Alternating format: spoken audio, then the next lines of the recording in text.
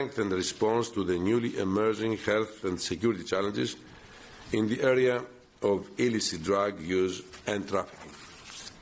Moreover, our work with our international partners is starting to gain traction. For example, Europol, in cooperation with Eurojust and the law enforcement authorities of Germany, the Netherlands, and the United States, took down the second largest market on the dark web, known as the Wall Street market. Dear friends, I suspect that this will be, my last press conference as European Commissioner for Migration, Home Affairs and Citizenship. Believe me, it has been a privilege to serve the Union these last 5 years, and you all know why. When I started with you, no one could imagine that migration and security would rise to the top of the European and not only to the global agenda and stay there. And unfortunately, they will be there for many, many years. This Commission made security a priority from day one. We have taken many decisive decisions to modernize the European security framework through new legislation, through reinforced operational cooperation between Member States, and through strengthening the role and involvement of our agencies. The European Union's Drugs Agency and Europol, as well as all of the agencies in the Justice and the Home Affairs family, have played, believe me, a critical operational role in our policies. Without them, we would all have done our jobs less well. Over the last 5 years, we have come a very long way and have accomplished much, but that work is not finished today. It will continue under the new Commission. And when it comes to our fight against drugs, we need to continue showing determination and commitment in order to strengthen our fight in all its aspects, for our youth, our citizens, and of course our societies. Once again, I would like to express my gratitude both to Catherine, she had her name day in Greece yesterday, and to Alex, who is speaking Greek, so I try to link them both to my country, because I'm going back home and I want to keep this friendship alive for the future. They've done a fantastic job. I'm grateful to them. Europe is in good hands. Commissioners come and go, but the agencies are here, and all the ones who have been striving for the last 6 years to keep the European project and the European vision alive. And during the last 5 years, we were all confronted with huge challenges that had put at stake the European project. In the heart of that was migration and security. But in all my efforts, I was accompanied by capable people, convinced Europeans that are here with me today, and I wish them all the best from them for the future. Thank you very much for being here today. Thank you very much, Commissioner. I'd now like to pass the floor to Alexei Gosdale. Thank you. Dear Commissioner, dear colleagues, ladies and gentlemen. First, I would like to thank all the staff of EMCDDA and the staff of Europol that have been working those 3 years, collecting the information, making all the analysis. Of course, I have a special thanks to my good and close colleague, Catherine de Bolle, the Executive Director of Europol, for support and for very close and very fruitful cooperation. The report covers trends along the supply chain from production, trafficking to distribution and sales, even if today we are going to speak more about market than about the problems associated to the use of those substances. As the Commissioner said, and is putting us under challenge because we launched together the previous report, so what has changed, what is new?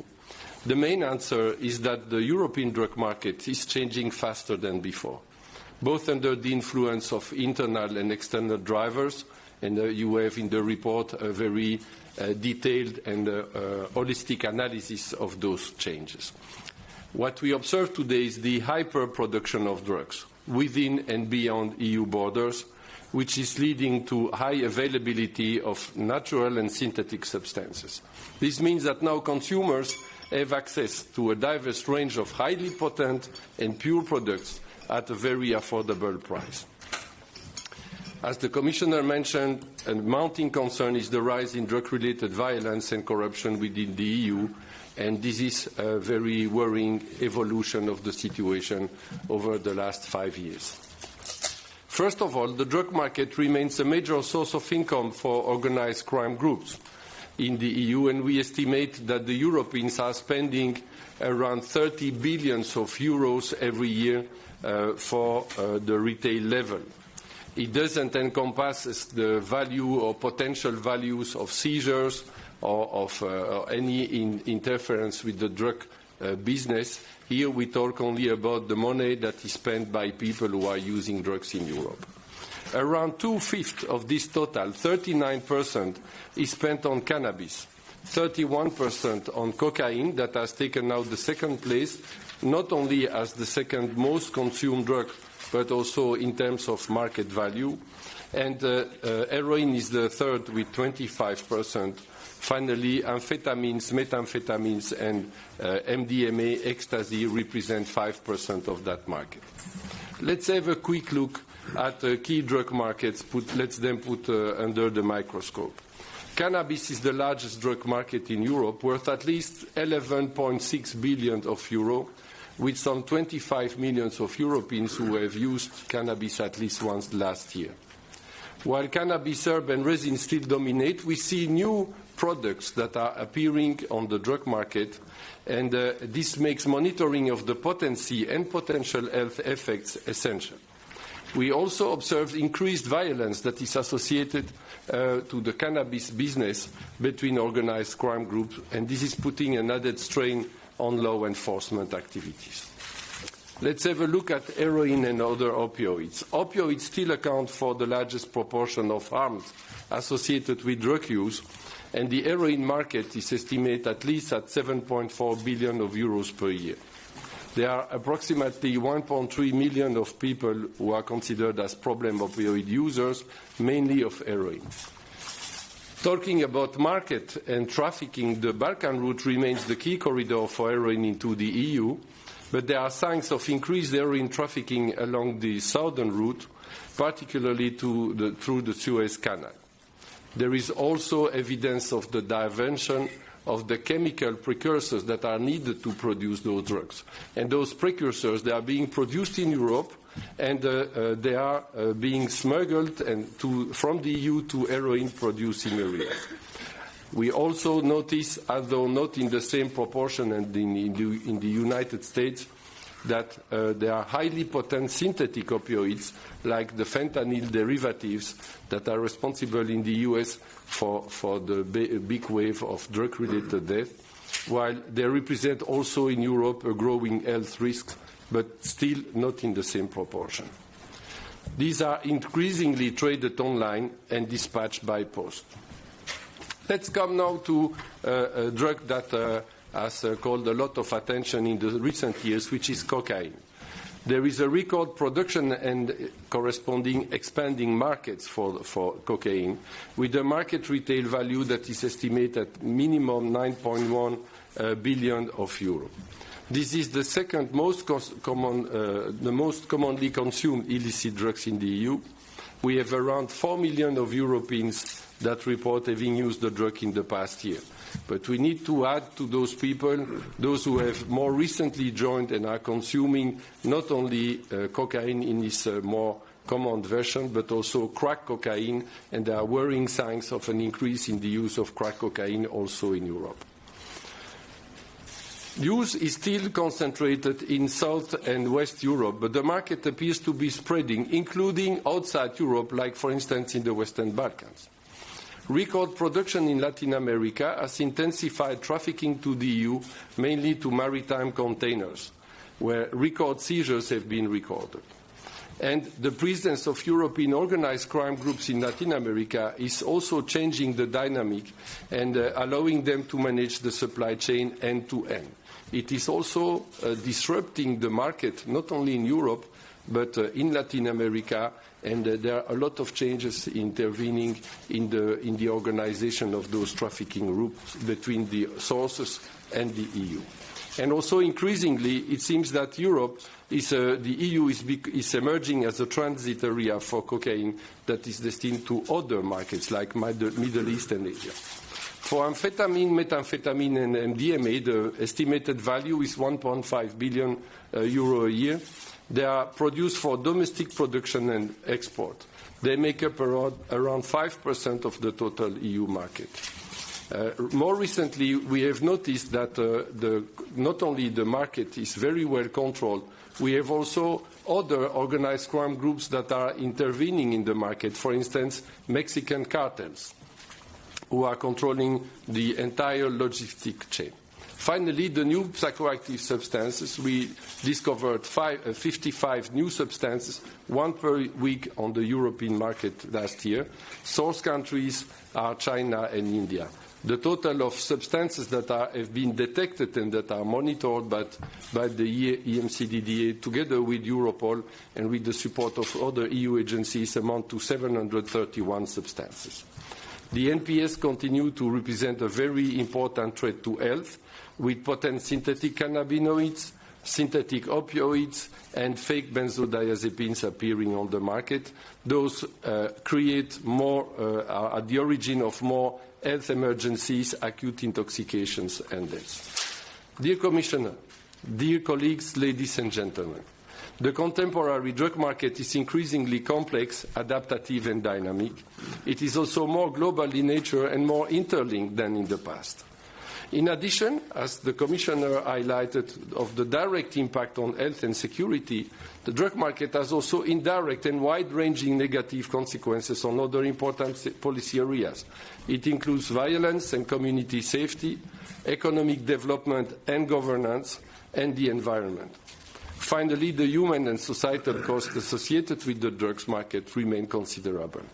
The reduction of the harm associated with the drug market should remain a priority. So you will ask me, what can we do on the top of what was done? And the Commissioner explained we made some good progress in the recent 5 years. Still, we have a lot of work in front of us. The work in that area must remain an absolute priority, and this report is a clear wake-up call for policymakers to address the rapidly growing drug market. Our message is that important progress has been made, but more needs to be done.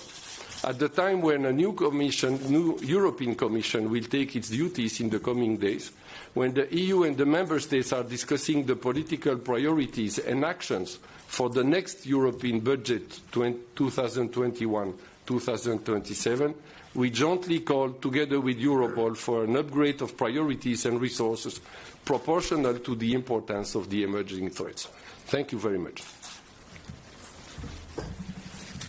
Thank you very much, Alexis. I'd now like to give the floor to the Europol Executive Director, Catherine de Bolle. Thank you.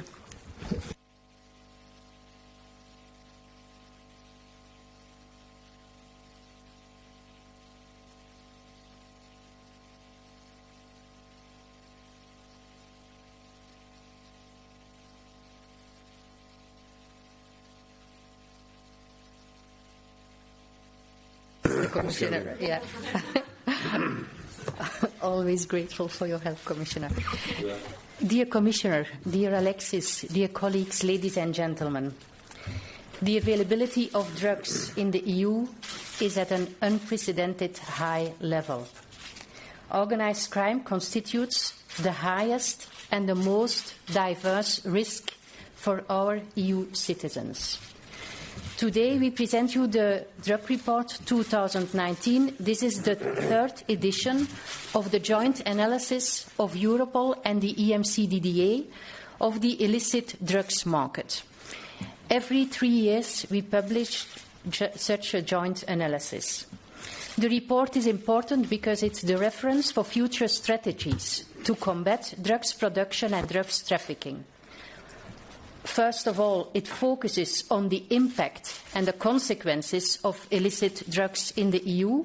And second, it looks into the main drugs markets, and it explores also possible responses on the national level, on the international level, to counter the production of drugs and the supply of narcotics. Organised crime constitutes the highest and the most diverse risk for the EU member states. What we see is that the organised crime groups are becoming more complex, highly international, and they infiltrate in the legal economy. Polycriminality is a key feature for them.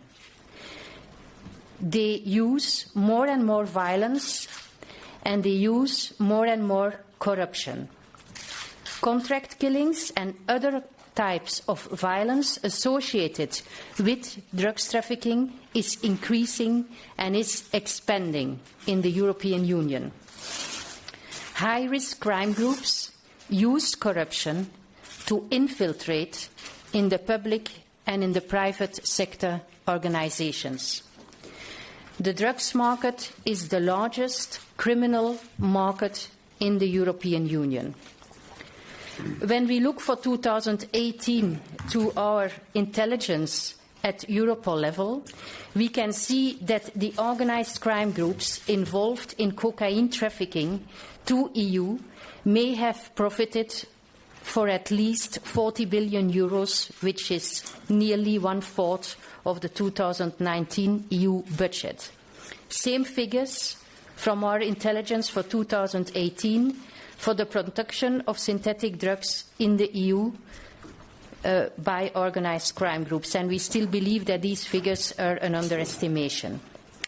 The increasing profits of organised crime threatens, as the Commissioner said, and as Alexis said, our internal security, our economy, the public health, and the integrity.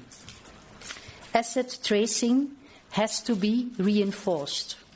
We do not seize enough, and we do not confiscate enough. What can be the answers to counter this threat? We need to support the EU member states, the law enforcement community in the EU member states, in cross-border investigations even more. We need to support the resource-intensive operations. Therefore, we need to invest in specialized skills, analysis, IT forensic, special tactics, technical support. We developed, with the support of the Commissioner, the concepts of the high-value targets and the operational task forces against individuals and organizations constituting the highest security risks. We want to have the big bosses in the organised crime area.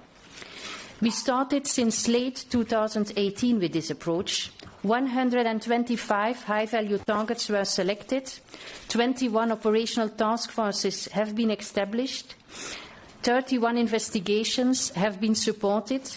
So far, 400 suspects were arrested, including 51 high-value targets and the seizure of a variety of assets. Targeted investigation prove to have a broad security impact beyond specific crime areas. And to increase the impact against drugs trafficking and organised crime, we believe that we need to intensify the exchange of operational information even more. We have to increase our focus and our presence at key geographical locations. We need cooperation outside the EU with the source countries. We need a common EU response to criminal use of the new technology, and here innovative approaches are key. Encrypted communications, online trade, cryptocurrencies are current now in the use by serious and organised crime groups. More investments in Europol and more investments in the EMCDDA to support all these measures are needed. The European Union, and especially the Commissioner for Justice and Home Affairs, you have done a lot in the past, and we hope that we can continue and even strengthen the approach regarding serious and organised crime in the European Union with a focus on drugs. Thank you very much. Thank you very much. So before we move to the Q&A session, where you'll be able to ask your technical questions to both agencies, the Commissioner will have to leave us for another appointment. But if you'd like to say your goodbyes now and take a picture. Well, I said what I had to say before. As I said, I'm leaving in 2 days' time. Actually, it's my last institutional activity in Brussels. Once again, I would like to thank you all, to thank Catherine and Alexis, and of course the people behind them who are doing the real job. We shall keep being in contact.